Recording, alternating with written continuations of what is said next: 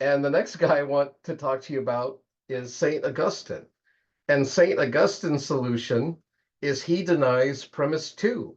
He says, oh, God very much exists. He's the end all and be all of all things. It's evil that does not exist. And so that is how Augustine tries to deal with this issue. And let me see what my next slide is.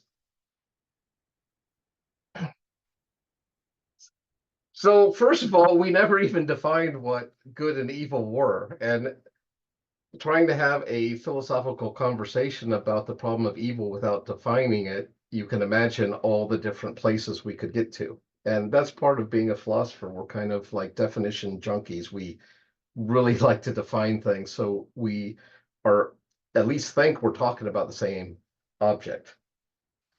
Evil, if you look it up in the dictionary, it can be an adjective, a noun, or a verb.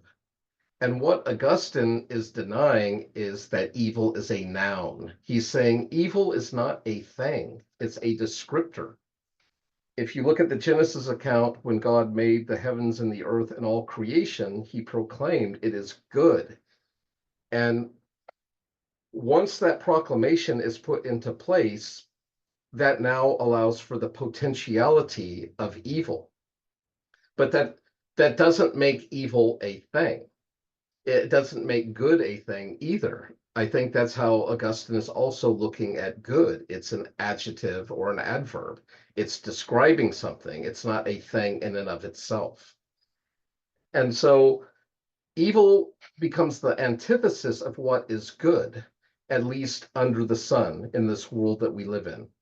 We could talk later if you want about is it possible to be beyond good and evil? Is there a place beyond even this dualism of this and that, black and white, right and wrong? The biblical definition, evil is that which is not in accordance with God's will, purpose, or plan.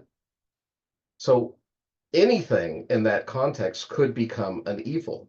If the standard is God's creation and how he made things to be, from the plants and animals to human beings, the plants, animals, and humans that are living in accordance with how they were created would be proclaimed good.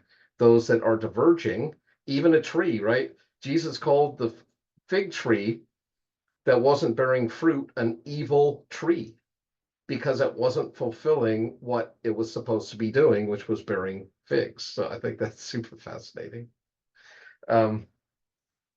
We already hinted at this. Much of what humans define as good and evil is egocentric, circumstantial, and perspectival.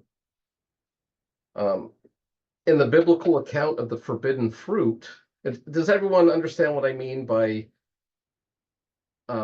humans are defining evil in egocentric terms as how things relate to them personally? Is that good? Can you give clarification of that? Yeah, like say I'm driving down the road and my tire blows out and I run over a dog or something. And I could be thinking, oh my God, why is all this happening to me? And why are all these bad or evil things happening to me? And Augustine is kind of helicoptering up and he's saying, yeah, no one likes to get in an accident and we don't like to accidentally kill animals on the side of the road or whatever the situation is. But he's saying, you're not understanding what God's goodness means, this overarching umbrella of God's goodness. You're rather like these little motes of existence within God's world, and you are calling good and evil things good and evil based on how pleasing or displeasing they are to you personally. Okay. And makes sense. Thanks. And this, I think, is part of the problem of if you believe in a literal account of Genesis and this idea of the forbidden fruit, which was the knowledge of good and evil. And I have thought a lot about this, and it's kind of, I guess you would call it speculative theology. Like, well, why in the world would God put something in the garden that would bring about death? Well, eating of the tree didn't bring about death. It was disobeying God, right? That was the problem, the disobedience part.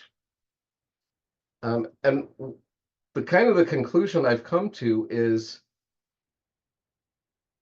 Adam and Eve got like these categories of good and evil in their minds, but because they were finite, limited humans with limited perspective and experience, they were calling things good and evil based on their own perspective. Whereas God has all perspective all the time, hence, he can make correct judgments. But without that divine knowledge, our terms good and evil are going to come down to what we know, what we understand, what we perceive. And so you have this divine category of good, and you have this human, smaller perspective of good. And then the last thing I wanted to ask is, do you think you have enough knowledge or wisdom to even know the difference between good and evil?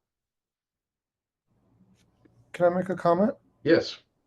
And I just want to kind of bring into this just something that I heard. It's not a Christian perspective; it's more like an Eastern perspective, but it pertains to the Garden of Eden.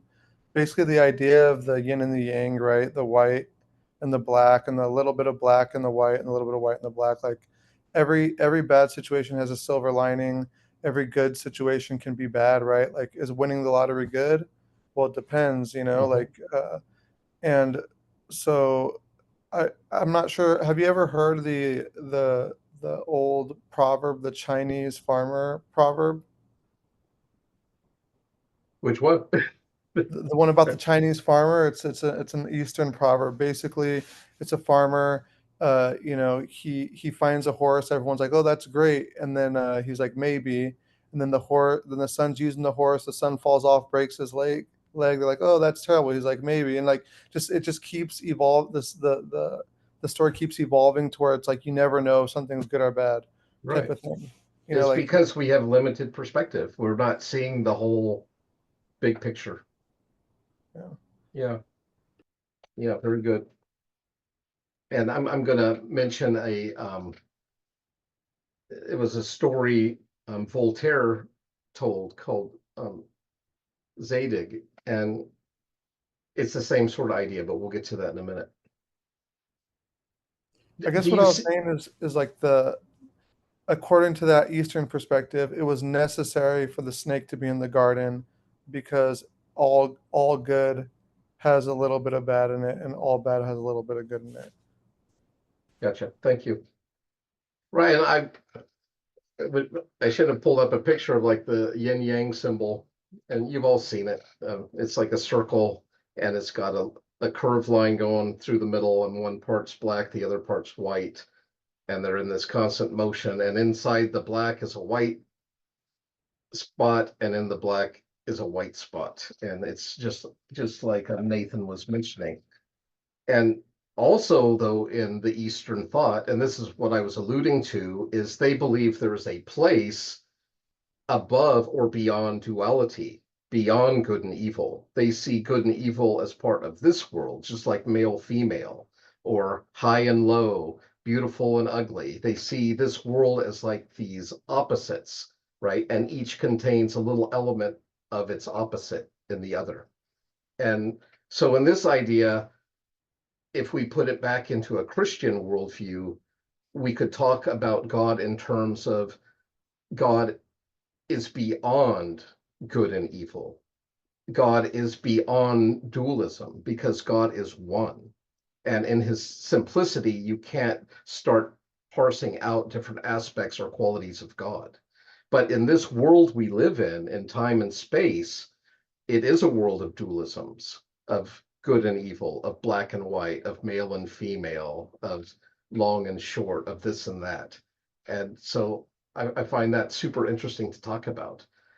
But in this world, from a human perspective, what I'm positing is we are only going to have human and very limited concepts of what good and evil is. We would need the mind of God to have these cosmic moral judgments.